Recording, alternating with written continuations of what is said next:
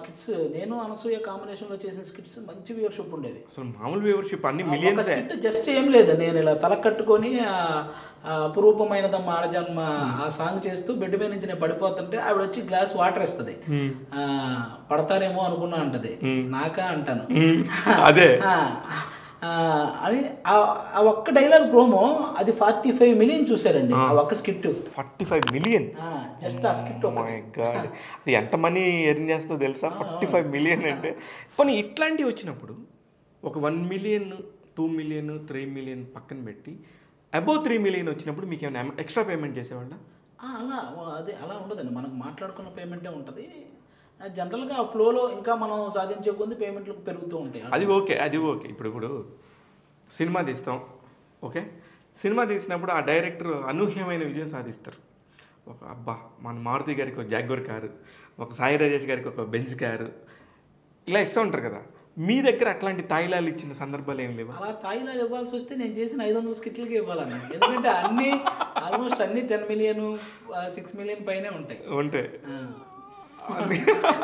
అలాంటిది పెట్టుకుంటే ప్రతిసారి ఇవ్వాల్సి వస్తుంది నార్మల్గా. కానీ నేను అనుకుంటాను ఒక్క జబర్దస్త్ వల్ల ఇంకొక 15 షోలు చేసుకుంటుంది ఒక ఛానల్.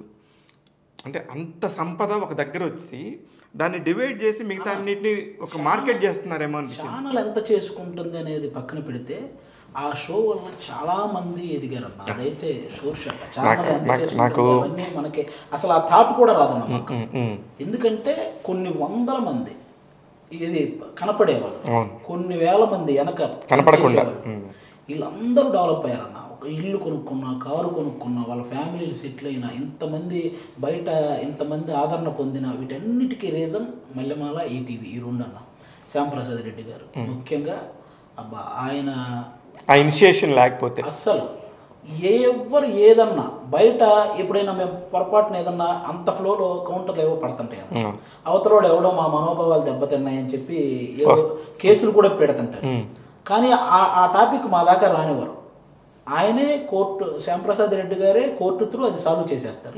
అలా మా జబర్దస్త్ రిలేటెడ్ అప్పుడప్పుడు చాలా వాటి మీద కేసులు పడ్డా ఇది కూడా దాదాపు 30 పైన కేసులు, 30 పైన ఏం లేదు, చిన్న ఆడు మనోభావాలు దెబ్బతిన్నాయని కేసు పెట్టేస్తాడు.